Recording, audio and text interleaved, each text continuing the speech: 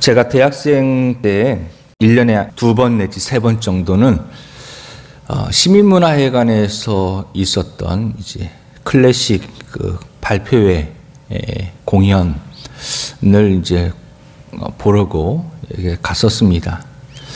뭐 클래식을 좋아한다거나 관심이 있어서가 아니라 그때 이제 교회에서 성가대를 섬기고 계셨던 성가대 지휘자 집사님께서 대학교 교수님이셨어요. 네, 전공이 성악 전공이셨습니다. 그래서 보통 그런 분들은 뭐 시리아 합창단이든 뭐 개인전이든 뭐 여러 가지 방법으로 가끔씩 연주회를 하셨어요. 그때 이제 초대를 받아서 교회의 사람들과 함께 같이 참여하긴 했었습니다. 또 이제 교회가 이제 반주자가 있었는데요. 피아노 반주자. 성가대의 또 피아노 반주자는 또 피아노 전공이었어요. 그리고 또 뭐 그 찬양팀 중에 악기팀이 있는데 그 또 후배들은 동생이죠. 동생은 클라리넷 전공이었고 또 오페라를 하는 그런 그 청년도 있었고 뭐 이렇게 음악에 관련된 그래서 발표회를 종종 하다 보니까요. 이제 초대를 받고 교회 이제 사람들과 함께 같이 이제 관람을 이렇게 하곤 했었습니다. 그런데 가사에 있는 성악이나 이야기가 있는 오페라 같은 경우에는 그나마 듣는 게 1시간 내내 그 피아노만 연주하고 아니면 교향악단이 악기만 연주하는 그것보다는 훨씬 더 듣기가 그래도 낫죠. 피아노만 한 번은 피아노만 연주하는 그 공연이 있었는데요. 한 30분 이렇게. 그래서 보통 1시간은 꼭 채우는데 한 30분 좀 가까이 되면 잠깐 쉬고 다시 합니다. 그런데 이 쉬는 시간이 가까울 때쯤 되면은 몸이 근질근질해요. 피아노만 20분 듣고 있으면 아는 곡이면 모르겠는데요. 꼭 모르는 걸 하시더라고요. 모르는 걸 해요. 뭐 어떻게 하겠습니까? 이제 체면을 거는 거죠. 나는 문화시민이다. 그래서 체면을 걸고 끝까지 딱 자리에 앉아서 엉덩이가 들썩들썩 거리는데도 꼭 참고 인내력 테스트 하듯이 뭐 피아노는 이제 안 들어오는 거죠. 그냥 가만히 앉아 있는 겁니다. 방해가 되지 않도록. 또 움직이면은 또 부스부스러기 이렇게 부스러기 소리가 나면은 안 되니까요. 이것도 힘들었지만 또 한 가지 좀 난감하고 힘들었던 좀 해프닝이라고 할까요? 실수했던 장면이 있는데요. 그것은 뭐냐면 제가 듣기에는 분명히 그게 끝나는 박자였습니다. 끝나는 소리였어요. 뭐 어떻게 하면 사람들이 끝나면 막 박수를 막 치잖아요. 박수를 막 쳐요. 분명히 끝나는 거 맞았어요. 제가 박수를 치기 시작했습니다. 그런데 잠깐 뒤에 다시 연주가 바로 시작되는 겁니다. 클래식을 전혀 모르는 클래식의 문외한이다 보니까 그런 해프닝이 벌어지죠. 그런데 이와 같은 일이 교회에서도 종종 이제 벌어지는데요. 대표적으로 부활절 날이나 특별한 행사 때 우리 핸델의 메시아, 할렐루야 이런 핸델의 메시아가 있지 않습니까? 그 핸델의 메시아에서도요. 종종 그런 경우가 있습니다. 한번 들어보시죠.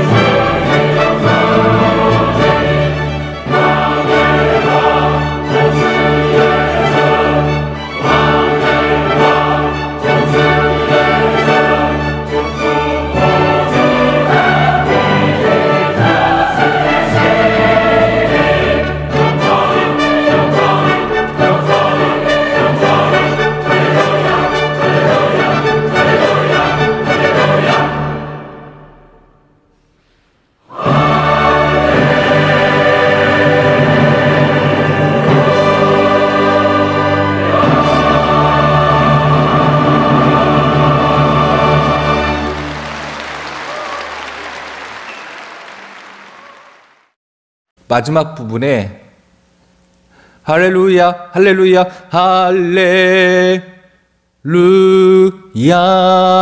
이렇게 끝나는데요. 그 앞에 잠깐 딱 멈추는 한 1초도 안 되는 멈추는 쉼표가 있어요. 굉장히 웅장하게 끝납니다. 할렐루야, 할렐루야, 할렐루야. 그러면요, 끝나면은 처음, 사실 많이 들어본 것 같지만은 전곡을 들어본 경우는 그냥 흔치 않아요. 그러다 보니까 딱 멈추는 순간 그 장장 몇십 분 동안 쭉 공연이 되거든요. 메시아가 여기 50분 정도 되던가요? 1시간이던가요? 전곡이 2시간이에요? 2시간이래요. 예. 전곡이 2시간. 근데 그 메시아는 할렐루야라는 곡은 메시아에서 한 50분쯤 지날 때쯤 나오는 걸로 알고 있는데 맞죠? 예, 그 정도 될 겁니다. 그러니까 이 할렐루야 그 위대한 곡이 나올 때까지 한 40분을 모르는 곡을 막 계속 듣고 있다가 내가 아는 드디어 할렐루야 그 은혜로운 감동스러운 할렐루야가 나왔어요. 그리고 그게 웅장하게 할렐루야 딱 멈추면은 성도들이 은혜를 받아서 막 그동안에 받았던 은혜를 축적했다가 한꺼번에 박수, 우레와 같은 함성과 함께 박수를 칩니다.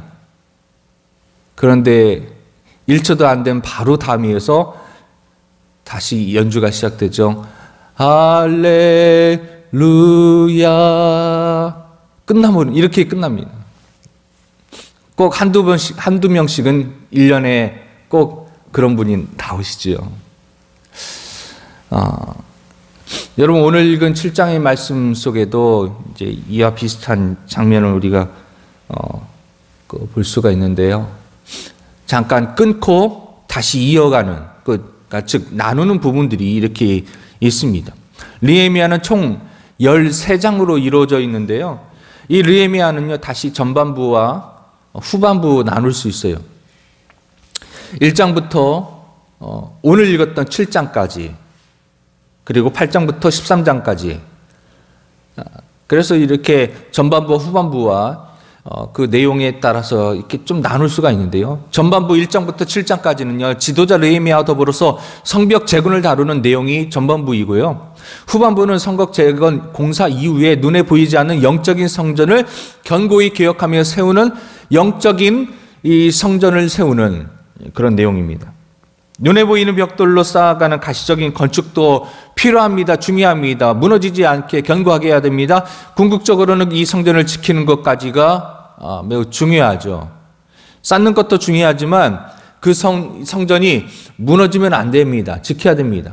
그래서 교회가 성전을 건축하고 감사 예배를 드리는데 보통 2번 감사 예배를 드려요.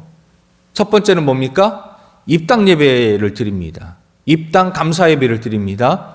두 번째는요, 빠르면 1년 안에, 아니면 2년 안에, 길면은 10년도 걸리기도 하고요. 우리 교회도 아직 그렇게 좀 많이 지났잖아요. 두 번째는 뭡니까? 헌당 감사 예배를 드립니다. 헌당 감사 예배. 그리고 일반적으로 헌당 감사 예배까지 해야 성전 건축이 완전히 끝났다라고 그렇게 이야기를 합니다. 헌당이 안 되면 입당해서 예배를 1년 드리고 2년 드리고 10년을 드려도 아직 건축이 완공됐다라고 그렇게 생각하지 않습니다.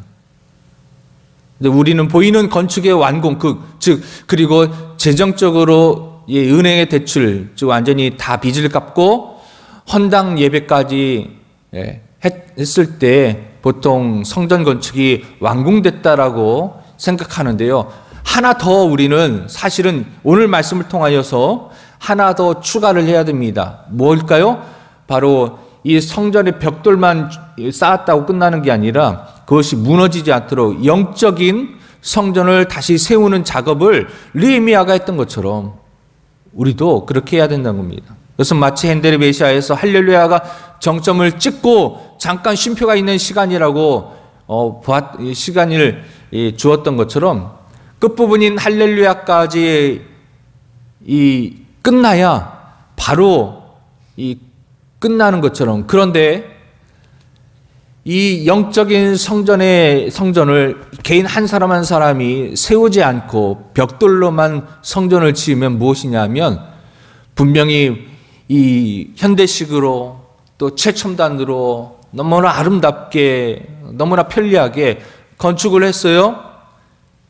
그것은 마치 핸델의 메시아의 그 끝부분 바로 직전에 잠깐 쉬었던, 그래서 얼핏 보면은 거기서 마무리 끝나도 정말 멋지게 정확히 힘있게 딱 끝나는 것처럼 보일 수 있는 그 지점에서 끝난 것과 마찬가지이다 라는 겁니다. 그런데 이 메시아는, 할렐루야는 마지막 할렐루야 끝까지 그 몇 마디가 남았지만, 그러나 그 몇 마디 끝까지 다 해야 끝나는 것처럼, 그 부분이 있는 것처럼 우리가 그 뒷부분, 이 보이는 건축의 부분은 길고도 어떻게 보면은 많은 에너지가 들어가는 것처럼 보이지만 사실은 정말 중요한 부분, 그 뒷부분까지 끝나야 중요한 것처럼 오늘 우리가 무너진 신앙심, 우리의 이 심령의 회복하는 것이 얼마나 중요한지를 우리는 알아야 됩니다. 7장의 내용은 성전을 건축한 이후에 대적자들이 다시 성벽을 허물지 못하도록 그 대책까지 세우는 것까지 마무리하라고 나오고 있습니다. 성벽을 세운 것뿐만 아니라 대적자들이 다시 성벽을 허물지 못하도록 대책까지 세우라. 중국에 가면은 중국에는 우주에서도 보인다고 하는 자랑하는 그런 하나의 그 건축이 있죠. 뭘까요? 만리장성입니다. 여러분 이름 많이 들어보셨잖아요. 만리장성. 이 만리장성은요, 와, 사람이 수천 명이 한꺼번에 이제 그 위를 몇 줄로 서서 이렇게 쭉 가도 될 만큼 이 성벽이 두껍잖아요. 그리고 높잖아요. 그런데 이런 튼튼한 만리장성이 역사적으로 적의 침입에 의해서 4번 뚫렸다고 그럽니다. 근데 참 흥미로운 것은요, 만리장성이 4번 뚫렸는데 근데 만리장성은 한 번도 무너지지는 않았답니다. 무너져서 뚫린 적은 없었다는 거예요. 그 만리장성이 4번이 뚫리는 역사 속에서 모두 다 벽이 무너져서 뚫린 것이 아니라 문제가 뭐냐 하면은 뭐가 뚫렸을까요? 이 문을 지키는 문지기가 매수되어서 문지기가 뚫리니까 만리장성이 무너진 겁니다. 뭘 의미하는 것일까요? 성벽의 완공은 벽돌이 아니라 문지기에 있었다는 것입니다. 사람이 있었다는 것이에요. 건물의 완공도 벽돌이 아니라 결국에는 사람이라는 것을 이것을 통해서 우리가 알 수 있습니다. 아무 의미가 없는 거예요. 사람을 세우지 않으면요, 만리장성을 세운들 아무 의미가 없습니다. 오히려 더 멋지게 공사하면 뭐합니까? 백성들은 지칠 대로 다 지쳐버리고 돈은 돈대로 다 들어가고, 사실은 완공을 한 직후가 제일 약할 때이지 않습니까? 완공을 한 후가 제일 약해요. 이스라엘 백성들도 마찬가지예요. 이 성벽을 완공했을 때가 비록 52일 동안의 일이었지만 이스라엘 백성들의 상태는요, 제일 피곤할 때입니다. 이 사람들은 50일 동안의 이 방해 속에서 이 성전을 쉴 수 없이 중단하지 않고 성벽을 완공하기 위한 사명감을 가지고 정말 열심히 달려왔거든요.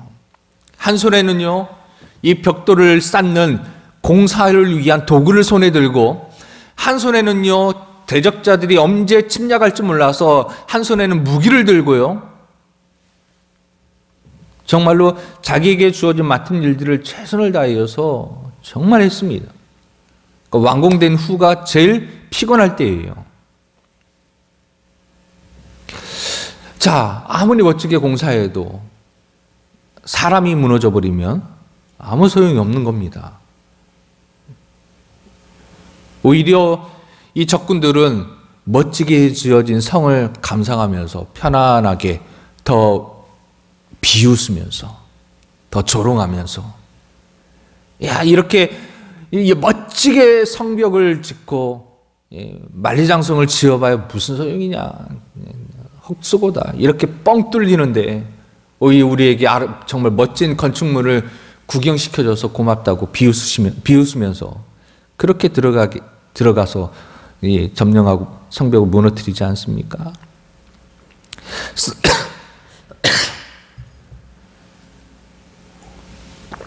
사람이 바로 서지 않으면 그동안 했던 수고는 정말 헛수고가 되는 것이 바로 7장에서 우리가 발견할 수 있습니다. 그래서 느헤미야 7장의 말씀과 함께 시편 127편 1절의 말씀을 우리가 같이 상기하면서 같이 봐야 되는데, 시편 127편 1절은요 우리가 너무나 잘 아는 그런 솔로몬의 시, 성전에 올라갈 때 하는 노래라고 써 있는데 뭐라고 써 있습니까?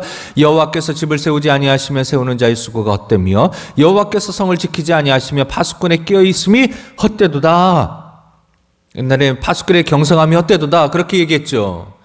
하나님 앞에 분지기를 세워달라고 간청을 하고 하나님께서 성전을 지켜주시도록 기도하는 것이 바로 그것이 왜 중요하냐면 이것 때문인 것입니다. 7장의 중요한 교훈은요 사람의 중요함을 계속 말하고 있습니다. 예수님께서도 공생애를 시작하시고 나서 제일 중요하게 관심을 가졌던 사역이 무엇이었어요?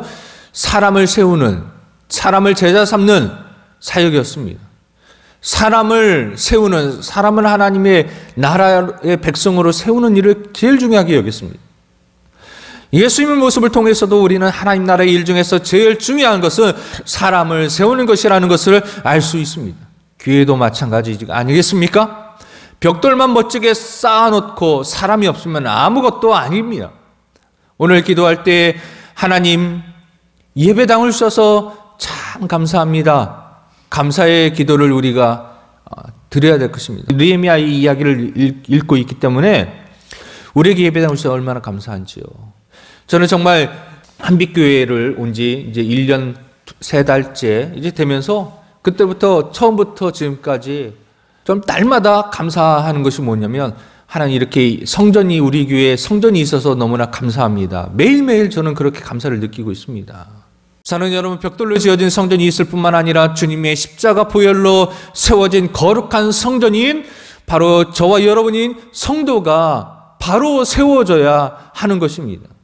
오늘 이 새벽에는 이러한 마음으로 교회를 위해서, 교회가 바로 서도록, 담임 목사가 바로 서도록, 또 선교사님이 바로 서도록, 성도들이 바로 서도록, 나라와 가정과 직장과 전 세계가 바로 서도록 오늘 이 시간에 이 새벽에 기도해 주시기를 주님의 이름으로 축원합니다. 아멘.